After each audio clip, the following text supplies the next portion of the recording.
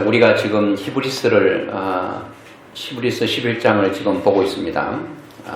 보고 있으면서 오늘은 같이 본 말씀 가지고 세상을 이긴 자들의 특징 두 번째 시간으로 은혜의 부분을 말씀을 함께 나누면서 은혜를 받기를 원하는데요.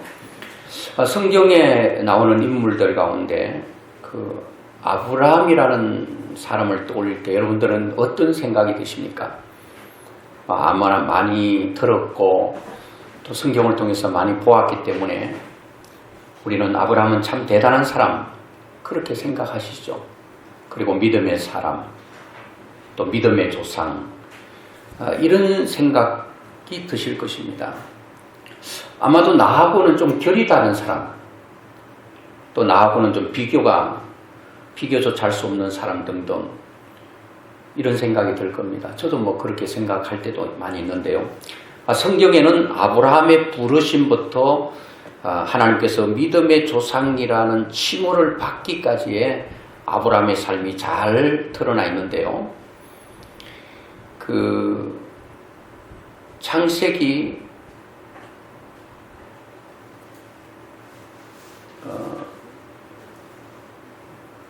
창세기 22장 12절의 말씀 보면 아브라함의 신앙의 절정을 말씀하고 있습니다. 그게 뭔가 하면은 22장 12절에 사자가 가라사대 그 아이에게 내 손을 대지 말라. 아무 일도 그에게 하지 말라. 네가 내 아들 네 독자라도 내게 아끼지 아니하였으니 내가 이제야 네가 하나님을 경외하는 줄을 안다. 최고의 찬사를 받았습니다. 아브라함의 삶을 통해서 여러분과 제가 믿음의 조상의 반열에 올라가는 축복이 오늘도 말씀을 통해서 여러분과 저에게 있기를 주의 이름으로 축원합니다. 아브라함의 부르심을 보면 여러분과 저의 부름과 별반 다르지 않습니다. 아브라함의 부름 받았을 때 갈대아 우르에서 하나님의 부름을 받았는데요. 아브라함의 부름과 여러분들의 부름의 출발점이 엄청난 차이점을 주고 출발한 게 아닙니다. 출발점이 동일한 선상에서 출발했다는 겁니다. 아브라함은 우리보다도 1000m나 아니면 2000m 더 앞서서 출발한 게 아니고 우리와 동일한 선상에서 출발하게 되었습니다. 그런데 출발점은 같은데 가는 과정과 그리고 결과는 여러분과 제가 다를 수가 있습니다. 물론 아브라함처럼 그 정도 수준에 있는 분도 계실 거예요. 그런데 어떤 분들은 아이고 나는 아브라함하고 비교할 수 없어 그런 사람도 있을 것입니다. 아마 오늘 아브라함의 그 출발부터 그 과정을 보면 여러분들에게도 큰 힘이 생길 것인데요.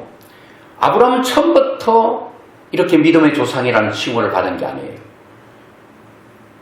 아브라함은 과정도 없이 그냥 지상으로부터 껑충 엘리베이터를 타듯이 100층으로 쭉 올라간 게 아니고 한 계단 한 계단 한 걸음 한 걸음 스텝 바이 스텝 이렇게 한 걸음 한 걸음을 뛰어서 결국은 하나님이 원하는 지점에 도달했다 그런 얘기입니다. 여러분 믿음의 세계는 껑충 뛰는 법이 없습니다. 그냥 날아가듯이 점프하듯이 할 수가 없다는 겁니다.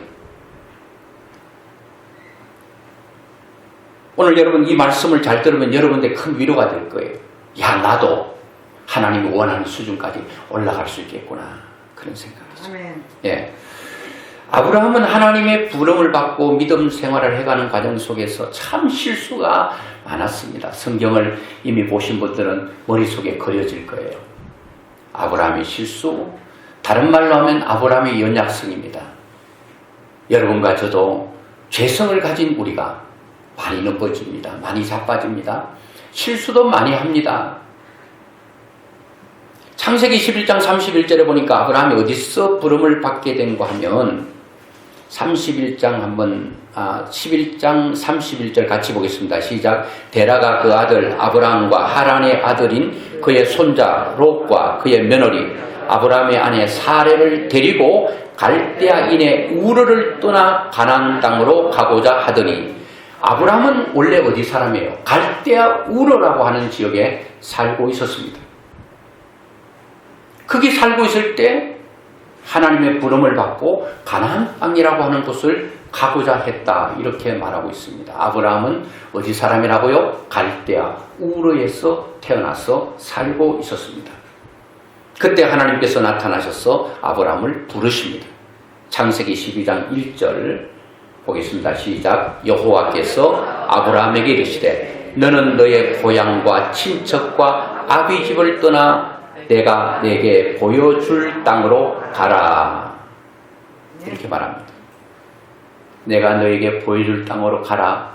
이렇게 아브라함은 하나님의 나타나심과 하나님의 부름 앞에 서 있습니다.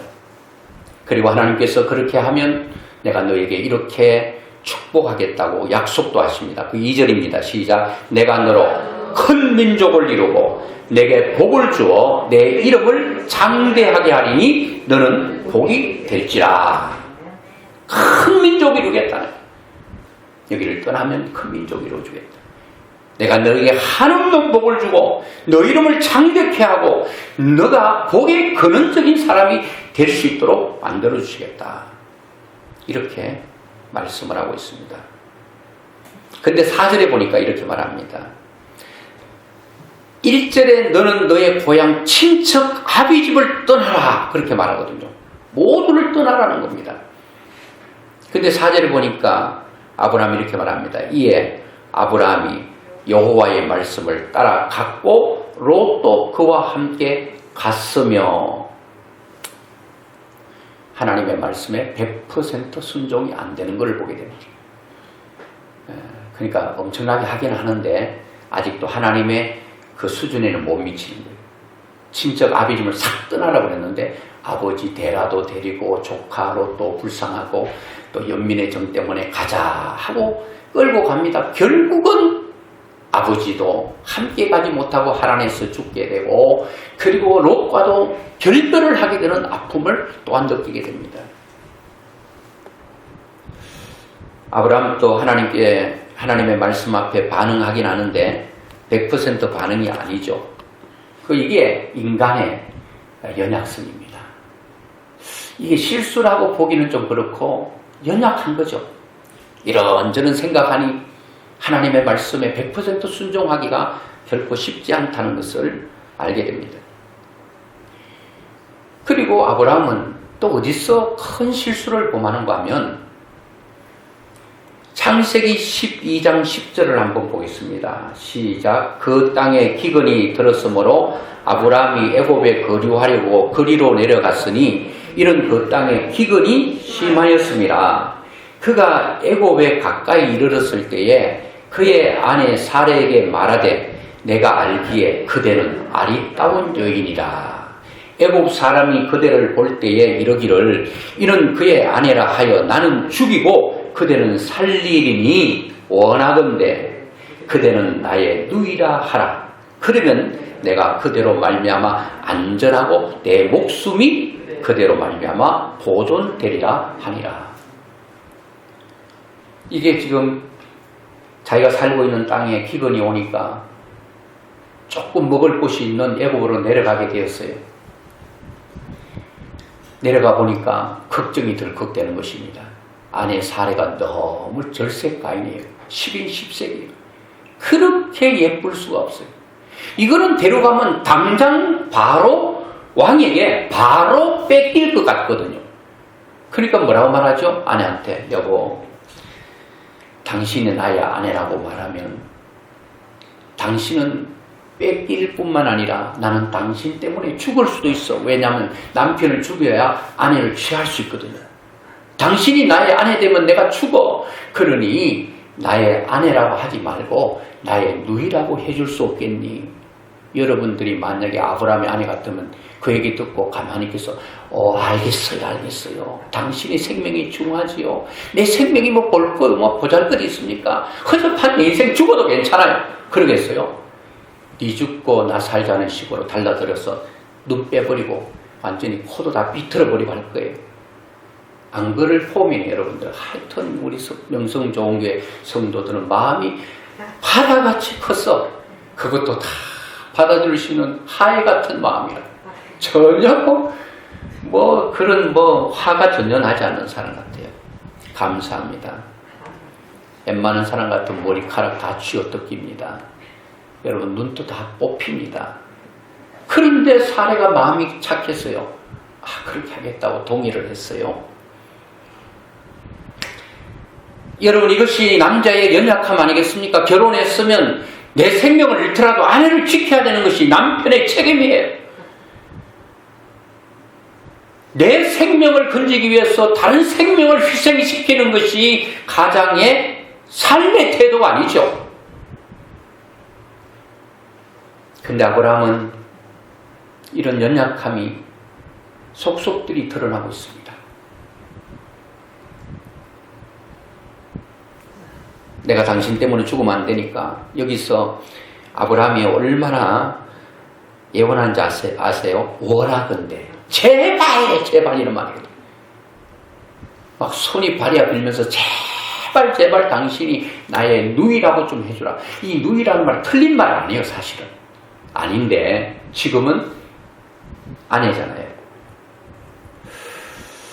이런 아브라함의 연약성을 보면서 여러분 어떤 생각이 드세요? 참 아브라함도 이런 연약한 부분이 있구나. 나도 참 이런 연약한 부분이 많지. 그리고 15장에는 또 무엇인가 하면은 하나님께서 75세 아브라함을 부르실 때에 민족을 이루겠다 이런 약속을 하고 난 후에 있었는데 애를 주지 않는 거예요. 계속 그냥 무자로 살게 되는 거예요. 그러니까 아브라함이 이렇게 말합니다. 15장 2절 한번 보겠습니다. 아브라함이 이르되 주 여호와여 무엇을 내게 주시려 하나이까? 나는 자식이 없사오니 나의 상속자는 이 다메섹 사람 엘리에셀이니라. 아브라함이 또 이르되 주께서 내게 씨를 주지 아니하였으니 내 집에서 길린 자가 내 상속자가 될 것입니다. 하나님께서 민족을 이루겠다 그러면 여러분 애가 없는데 어떻게 민족을 이루겠어요? 애가 있어야 가족을 이루고 가족이 점점 커서 여러분 그렇게 해서 가문을 이루고 민족이 되는 거 아니겠어요? 자식을 안 주니까 안 되겠다 싶었던가 봅니다. 그래서 자기 집에 종들이 많은데 성경에 보니까 318명의 아주 길리고 훈련된 종들이 있는데 그 가운데 엘리에셀이 마음에 들었던가 봅니다. 엘리에셀에게 내 상속권을 넘겨주고 내 노후를 책임지도록 하겠습니다 라고 하나님께 말씀드리는 거 볼 때에 아브라함이 하나님의 말씀을 믿긴 하는데 아직도 100% 믿지 못하는 아브라함의 연약성이 나타나고 있습니다. 그 말이 떨어지자마자 하나님께서 한 번 더 아브라함에게 확실한 약속을 주십니다. 15장 5절 6절 같이 한번 보겠습니다. 시작. 그를 이끌고 밖으로 나가 이르시되 하늘을 우러러 무뼈를 셀 수 있나 보라. 또 그에게 이르시되 내 자손이 이와 같으리라. 아브라함이 여호와를 믿으니 여호와께서 이를 그의 의로 여기시고 이렇게 말합니다. 엘리에셀을 내 상속자로 하나님 앞에 그렇게 세우겠습니다 하니까 하나님께서 아브라함을 데리고 나가서 하늘의 무뼈를 보여주면서 한 번 더 시청각으로 약속을 한 번 더 세기를 받고 있습니다. 이 정도 되면 아브라함이 하나님을 믿을 법도 하잖아요. 그런데 아브라함이 또 시간이 흘러가면서 믿지 못합니다. 이게 결정적인 실수 같습니다. 한번 볼까요? 창세기 16장 15절 같이 보겠습니다. 시작. 하갈이 아브라함의 아들을 낳으매 아브라함이 하갈이 낳은 그 아들의 아들을 이름하여 이스마엘이라 하였더라. 하갈이 아브라함에게 이스마엘을 낳았을 때에 아브라함의 86세였더라. 그렇게 말합니다.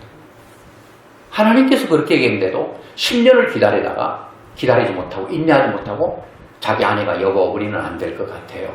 당신도 그렇고 나도 보고 이미 이제 호할머니 할아버지가 됐는데 나는 이미 경수가 끊어지고 아무것도 할 수 없어요. I cannot. 나는 못해. 나는 아무것도 못해. 그러니까 우리 집에 있는 하갈 여종을 통해서 애 낳으면 어떻겠어? 하니까 아브라함이 아내의 말을 듣고 흔들거립니다.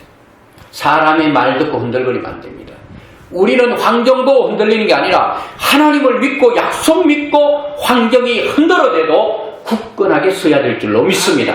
그런데 아브라함은 환경, 애가 없고 아내의 말을 듣고 하나님의 약속을 잠깐 잊었는지 아니면 잊은 척을 했는지 몰라도 덜컥 아내의 말을 받아들여서 그 아브라함과 하갈 사이에서 아들이 나는데 이스마엘입니다. 이 정도로 하면 여러분, 아브라함이 얼마나 연약하고 부족한지를 우리는 알게 됩니다. 그런데 여러분, 이럼에도 불구하고 이런저런 연약함과 부족하고 실수가 있고 넘어지고 자빠지는 아브라함임에도 불구하고 하나님의 그 은혜는 계속 도도히 흘러가는 물처럼 지금 아브라함의 인생 가운데 흐르고 있다는 겁니다. 하나님의 은혜죠. 하나님의 은혜를 생각해 보면 어디서부터 아브라함에게 하나님의 은혜가 임했죠? 제가 이미 설명드렸는데 아브라함은 갈대아 우르에서 태어났는데 거기서 생활하면서 갈대아 우르에서 아버지 데라는 무엇을 했는가 하면 거기서 우상을 만들었어요. 그리고 우상을 파는 사람이었어요. 그리고 그 우상을 만들고 팔 뿐 아니라 그 우상을 숭배하는 사람이었어요. 그리고 그 아버지가 그렇게 살았기 때문에 아브라함 또한 그게 영향을 받고 우상을 섬겼을 것입니다.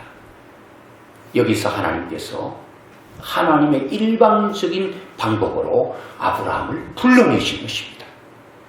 이것이 하나님의 은혜가 아닙니까? 오늘 여러분들의 부르심은 어떻습니까? 저의 부르심도 저는 오늘 말씀을 준비하면서 하나님께서 나를 언제 어떻게 부르셨는가 그것을 보니까 너무너무 감사한 거예요. 여러분들도 어떻게 부르심을 받았는지 잘 모르겠어요. 나는 모태신앙이야. 우리 아버지 어머니가 예수 믿고 내 뱃속에 어머니 아버지 믿음 생활했기 때문에 엄마 뱃속에서부터 나는 교회를 다니고 그래서 나는 자연스럽게 예수를 믿게 됐다. 그러니까 이것이 무슨 하나님의 은혜인가 말할 수 있겠지만 하나님의 은혜라고 하는 거죠. 여러분 생각해보세요. 여러분 설교 끝나고 집에 가서 곰곰이 생각해보세요. 이 은혜가 깊고 넓고 아주 크게 느껴져야 여러분들의 마음속에 감격이 있기 시작합니다. 하나님의 부르심. 아마 여러분 한 사람 한 사람 성명주 집사님 나오셔서 어떻게 부르심 받았습니까? 성명주 집사님의 부름을 제가 잘 알고 있거든요. 그 부르심 한 사람 한 사람 개인을 바라보면 눈물 날 정도로 감사하고 감격합니다. 아브라함을 그렇게 불러내신 거예요. 하나님을 부르시려면 그래도 우상 장사하고 우상을 만들고 섬기는 가정에서 아니라 조금 영적으로 조금 깨끗한 사람 속에서 불러냈어야 되는데 이렇게 완전히 우상 진흙탕에 빠져있는 아브라함을 불러내셨다는 거예요. 아브라함이 하나님의 부름 받기 위해서 조건이 충족된 것 하나도 없어요. 하나님의 부름에 자격이 있어서 부름받은 것 아니라는 겁니다. 여러분과 저의 부름도 여러분들이 잘나고 똑똑하고 뭔가 남들보다 뛰어나서 부름받은 게 아니라 하나님의 일방적인 부름이요. 이것을 일방적인 부름이기 때문에 우리는 감격할 수 있고 여기에 감사할 수 있다는 겁니다. 아브라함은 느낍니다. 가면 갈수록 하나님의 부르심에 대한 그 감격과 그 감사가 아브라함에게 흘러가고 있다는 것을 이제 후에 보면 알게 됩니다. 그리고 아브라함은 또 언제 하나님의 은혜를 크게 느끼는가 하면 제가 조금 전에 아브라함이 기근을 만나서 애굽으로 내려가서 양식 구하러 갔죠. 거기서 아내를 향하여 누이라고 했죠. 아내 덜컥 뺏겨버렸습니다. 아니나 다를까 왕에게 뺏겨버렸어요. 그리고 너 누이를 나에게 준 대신에 이 모든 재산을 그냥 잔뜩 주고 끌고 왔습니다. 그날 밤입니다. 아브라함은 아야 소리 한 번 못하고 그냥 독수 공방하면서 자기의 마음을 쥐어 뜯으면서 가슴을 쥐어 뜯으면서 내가 왜 이렇게 연약하였는가 하면서 괴로운 눈물을 흘리는 밤을 보냈을 것은 틀림이 없습니다. 아내 뺏기고 굴굴 잠든 아무래도 아브라함이 그렇게 했습니까? 그때는 자기의 생명이 무서워서 그렇게 했는데 아내 뺏긴 그 남편의 그 사정이 어떻겠습니까? 아브라함은 왕에게 자기 아내를 뺏기고 할 수 있는 건 아무것도 없습니다. 괜히 잘못 건드리다가 자기까지 죽을까봐 벌벌 떨고 있는 아브라함에게 하나님께서 은혜를 베풀어 주시는 거예요. 실수는 내가 하고 자빠지기는 내가 하는데 하나님의 큰 은혜의 줄기는 아브라함을 향하여 계속 흘러오고 있다는 걸 여러분 느끼게 될 거예요. 자, 창세기 12장 17절을 보겠습니다. 17절, 16절부터 17절 보겠습니다. 시작. 이에 바로가 그로 말미암아 아브라함을 후대함으로 아브라함이 양과 소와 노비와 암수 나귀와 낙타를 얻었더라. 17절. 여호와께서 아브라함의 아내 사레의 일로 바로와 그 집에 큰 재앙을 내리신지라. 아멘. 아브라함은 아내 뺏기고요, 아내를 바로에게 준 대가로 많은 재산을 얻게 되었어요. 이런 생각 없는 남편 같으면 졸랑대면서 오면서 야, 아내 때문에 부자 됐네, 그런 사람도 없지 않아 있을 수 있어요. 그런데 아브라함은 아내 없는 재산이 무슨 필요가 있겠나, 아내 없는 나의 삶이 무슨 의미가 있겠나, 이런 소와 노비와 모든 것을 보면서 오히려 가슴 아팠을 거예요. 양과 소만 준 게 아니고 양과 소만 주면 어떡해, 그걸 기르는 사람도 있어야지. 노비까지 다 붙여준 거예요. 아내 때문에 어떻게 보면 아브라함은 떼부자가 된 거죠. 그런데 하나님께서 바로에게 나타났다는 거예요. 어떤 식으로 나타난지 모르겠어요. 아마 바로가 느낄 수 있는 일이 있었어요. 그리고 이 사례는 아브라함의 누이가 아니다는 사실도 알게 됐습니다. 18절에 보니까 그렇게 말합니다. 바로가 아브라함을 불러서 이르되 네가 어찌하여 나에게 이렇게 행하였느냐, 네가 어찌하여 그를 내 아내라고 내게 말하지 아니하였느냐, 네가 어찌하여 그를 누이라 하여 내가 그를 데려다가 아내를 삼게 하였느냐, 네 아내가 여기 있으니 이제 데려가라 하고 바로가 사람들에게 그의 일을 명하매 그들이 그와 함께 그의 아내와 그의 모든 소유를 보내었더라. 누가 아브라함의 아내를 찾아줬게요? 하나님. 하나님이 찾아줬다는 거예요. 아브라함이 그날 밤 괴로움과 고통과 눈물의 밤을 지새우면서 나는 어떻게 하지? 얼마나 절망했겠는가? 얼마나 낙담했겠는가? 얼마나 좌절감을 느꼈겠는가? 그 눈물의 밤에 있는 아브라함의 그날 밤에 하나님께서 아브라함 그 바로에게 나타나셔서 너 그 안에 건드리면 너 알아서 해. 너 생명, 너 모든 것 알아서 해. 아브라함이 깜짝 놀랐어. 아브라함이 깜짝 놀란 게 아니고 애굽 바로 왕이 깜짝 놀랐어. 사례에게 손끝 하나 건드리지 않았다. 얼마나 큰 두려움을 줬으면. 그 후에도 이제 이 사건을 통해서 바로에게 문제가 생기고 그 문제를 푸는 장면도 나오는데 다 설명할 수가 없습니다. 아브라함이 부족함에도 흔들림에도 넘어졌음에도 불구하고 하나님의 은혜가 계속 흐르고 있다는 것을 아브라함은 느끼게 됩니다. 그러면서 아브라함은 가슴 깊이 하나님을 향한 어떤 사랑과 어떤 열정을 쏟아놓기를 시작합니다. 그게 하나님의 은혜를 깨닫는 자만이 반응할 수 있는 반응.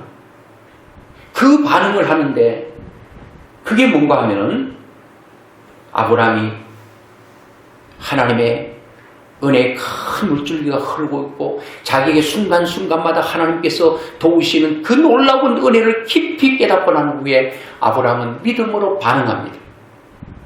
여러분, 믿음으로 반응한다는 것은 히브리서 11장의 믿음, 아브라함의 믿음이 어떤 믿음이었어요? 하나님은 보이지도 않아요. 그 약속하신 그 말씀을 신뢰하고 확실히 믿고 끝까지 나갔던 것이 아브라함의 믿음이었습니다. 하나님께서 나에게 은혜를 주시고 나를 지켜주신다는 이 확신. 하나님의 은혜를 받은 아브라함은 그냥 입 싹 닦은 게 아니에요. 어떻게 반응하고 있습니까? 이 은혜에 대해서 아브라함은 그냥 있는 것이 아니라 하나님의 은혜를 깊이 깨달을 때마다 아브라함은 하나님 앞에 늘 반응합니다. 오늘 여러분도 아브라함 못지않게 보이지 않게 많은 은혜를 받으셨어요. 저도 받았어요. 그런데 문제는 그 은혜 받았을 때마다 깨우침과 깨달음과 알아차림이 부족할 수 있고 그때마다 우리는 무디어서 하나님 앞에 믿음으로 반응하지 못할 수도 있습니다. 이것이 아브라함과 여러분과 저의 차이일 수도 있는데 아브라함은 반응합니다. 그 반응 가운데 여러 가지가 있는데 다 말씀드릴 수가 없고 가장 큰 반응 하나만 종합적으로 말씀드리려고 합니다. 그게 어디서 절정을 이루는가 하면 창세기 21장 5절에 같이 보겠습니다. 시작. 아브라함이 그의 아들 이삭이 그에게 태어날 때에 100세라. 하나님께서 약속하신 그 아들을 얻었어요. 하나님의 약속이 드디어 이루어졌어요. 100세 때 낳았으니까 얼마나 귀하겠어요. 놓으면은 깨질세라 불면은 날아갈세 애지중지하면서 자기 생명보다 더 귀한 아들이었는데 하나님께서 이렇게 기쁨과 즐거움 가운데 살고 있는데 이제는 죽어도 여한이 없다 생각하고 있는데 하나님 떡 나타나셨네. 나타나셔서 아브라함은 기쁘지? 너 기뻐하는 건 나도 기쁘다 이래야 되는데 너 기쁘냐? 너 이제 슬픔 찾아올 거다. 이런 식으로 얘기하는 것처럼 느껴져요. 창세기 22장 1절부터 한번 보겠습니다. 그 일 후에 하나님이 아브라함을 시험하시려고 그를 부르시되 아브라함아 시니 그가 이르되 내가 여기 있나이다. 여호와께서 이르시되 네 아들 내 사랑하는 독자 이삭을 데리고 모리아 땅으로 가서 내가 내게 일러준 한 산 거기서 그를 번제로 드리라. 와, 아멘 안 나오겠죠? 아, 이게 웬일입니까? 달라는 자식 주고 뺐으면 얼마나 밉습니까? 주지를 말든지. 주고 뺏는 거 성질 나잖아요. 아, 이거 뭡니까? 차라리 안 받은 것보다 못해. 받아서 그 아들 때문에 기뻐하고 아들의 이름이 이삭인데 하나님께서 지어준 이름 그대로 이삭만 보면 그냥 머리부터 발끝까지 기쁨이 충만하고 좀 슬픈 일이 있어도 슬픈 일 있다가 이삭만 보면 슬픔이 사라져 기쁨이 충만해져.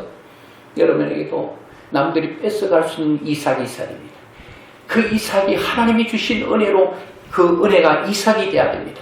남들이 뺏어갈 수 없는 외적인 게 아니라 이야 이랬는데 그 아들을 모리아산에 가서 거기서 번제로 드리라는 것은 각을 떠서 다 내장을 발라내고 그걸 드리라는 겁니다.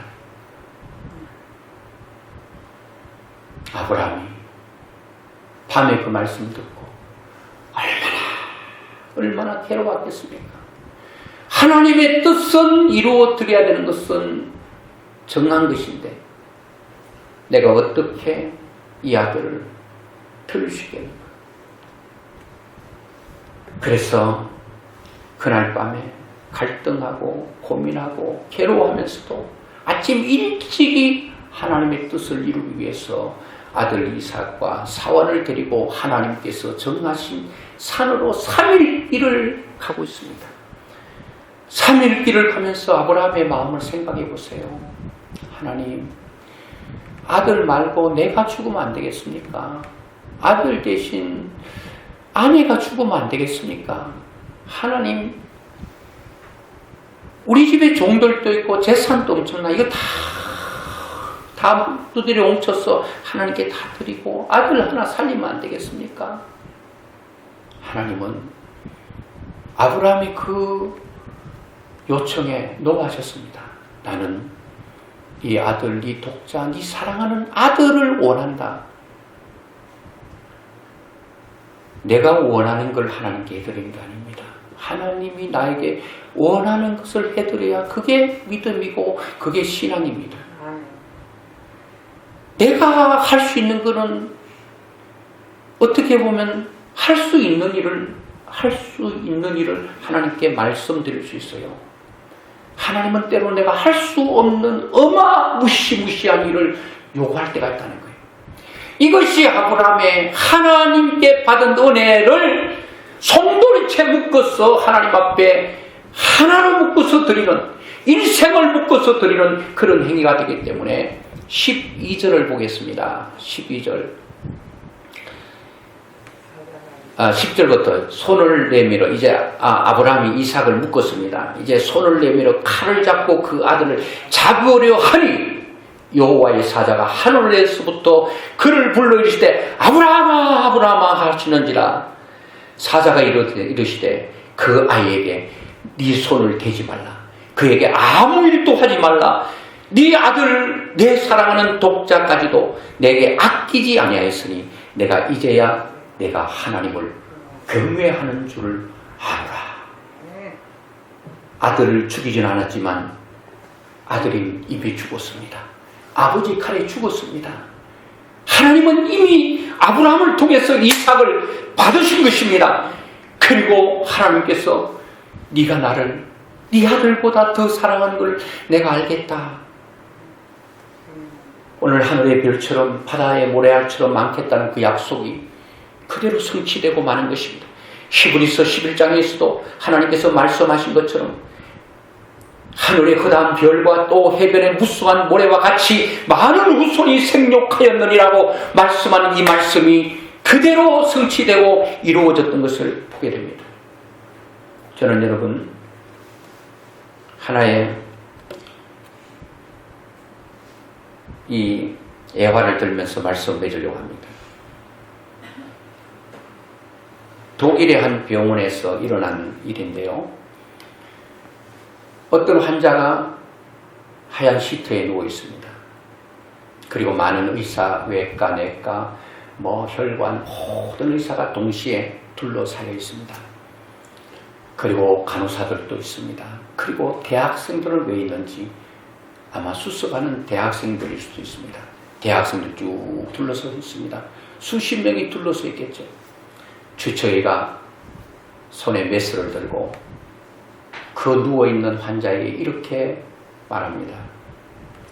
당신은 혀암, 설암이기 때문에 이제 당신의 몸에 마취제가 투약되면 당신은 의식을 잃게 될 것입니다. 당신의 의식을 잃고 다시 의식을 되찾을 그때는 당신의 혀가 잘려지게 되겠고 당신은 그때는 아무 말도 할 수 없게 될 것입니다. 그러니 마지막으로 꼭 하고 싶은 얘기 한마디 하세요. 이렇게 주치의가 메스를 손에 들고 그 환자에게 말을 했습니다. 많은 사람들이 나름대로 생각했겠죠. 적막감이 흐르고 있습니다. 과연 저 사람이 무슨 말을 할까? 어머니를 부를까? 아니 무슨 말을 할까? 이 환자의 얼굴이 긴장이 되더니 조금 후에 그 긴장이 풀리고 그 환자의 입이 열렸습니다. 모든 사람들이, 거기에 둘러서 있는 사람들이, 그 환자의 입에게 모든 사람들이 눈이 집중되어 있습니다. 무슨 말을 할까? 딱 입을 열고 하는 말이 주 예수님 감사합니다. 그리고 주님을 찬양합니다. 이 말이 마지막으로 혀가 잘리기 직전, 이제 마지막으로 해야 되는, 지금까지 수많은 말을 했지만 이 환자가 마지막으로 해야 되는 게 무슨 말입니까? 엄마를 찾은 것도 아니에요. 주 예수님 감사합니다. 그리고 찬양합니다. 우리는 이와 똑같은 내용의 말을 합니다. 입을 열면 하나님 감사합니다. 하나님을 찬양합니다. 하지만 다 그런 건 아니겠지만 이 환자의 마지막 던지는 말과 우리가 했던 감사와 찬양의 깊이가 다르지 않을까요? 이 환자의 일생이 이 몇 마디에 담겨 있다고 생각합니다. 하나님께서 아브라함에게 너가 나를 사랑하는 것 내가 무엇으로 알 수 있겠나? 네보다 더 사랑하는 독자를 바치므로 말미암아. 이 환자에게는 너가 마지막으로 한 말이 나에게 감사를, 나에게 찬양을, 이게 너의 일생이구나. 오늘 여러분, 우리는 만입이 내게 있으면 그 입 따가지고 내 구주 주신 은총을 늘 찬송하겠네라고 하는 찬송이 있습니다. 오늘 여러분은 어떻습니까? 이제 여러분께 한번 물어보고 싶습니다. 아브라함과 우리는 같은 사람입니다. 차이는 있을 수 있습니다. 아브라함은 하나님의 은혜를 깨달았습니다. 그리고 그 은혜를 주신 하나님께 순간순간 반응을 했습니다. 그런데 여러분과 저는 하나님의 은혜에 얼마나 반응하고 살았을까요? 여러분 어떻게 하나님께 반응하셨습니까? 아브라함은 말씀대로 살겠다고 반응하고 그렇게 살았습니다. 자기보다 더 귀한 것을 하나님께 드림으로 하나님께 은혜에 대한 반응을 했습니다. 이 환자도 혀가 잘리면서 하나님 앞에 반응은 감사의 반응이었습니다. 그 자리에서 원망을 해도 누가 그 사람을 탓할 사람 없을 것입니다. 아브라함에게도 그와 마찬가지일 것입니다. 오늘 여러분과 제가 하나님의 은혜를 여러분 예배 끝나고 집에 가서 깊이 생각해 보세요. 그 은혜가 깊을수록 클수록 여러분은 하나님께 반응하는 반응의 차이가 다를 것입니다. 이제 은혜라고 하는 찬양을 드리고 싶습니다. 우리 다드림 찬양팀에서 이전에도 드렸었고 오늘도 드렸습니다. 저는 이 찬양을 일주일 내내 흥얼거리면서 제가 찬양을 음악성이 없다는 것 만민이 다 알고 있습니다. 그럼에도 이거를 익히려고 가슴에 새겨보려고 많이도 불렀습니다. 가사 한 절 한 절이 이것이 오늘 말씀과 너무나도 매칭이 잘 됩니다. 아브라함도 우리와 같은 허점이 많은 사람이었습니다. 그럼에도 불구하고 넘어져도 다시 하나님 한 분 바라보고 일어났습니다. 넘어질 때마다 쓰러질 때마다 도우시는 하나님의 손길을 느꼈듯이 하나님의 은혜를 느꼈듯이 오늘 여러분과 저에게도 이런 은혜가 임하기를 바라고 느껴지기를 원하고 알아차림이 일어나기를 원합니다. 그래서 하나님 앞에 믿음으로 반응할 수 있는 은혜를 받은 자는 반응은 자동입니다. 반응하세요, 희생하세요 하지 않아도 은혜가 있으면 그렇게 하게 되는데 우리는 어떻게 반응하기보다도 하나님의 은혜를 깊이 깨닫는 그런 은혜가 계속 일어나게 해달라고 한번 통속으로 기도하고 축도로 예배를 마치겠습니다.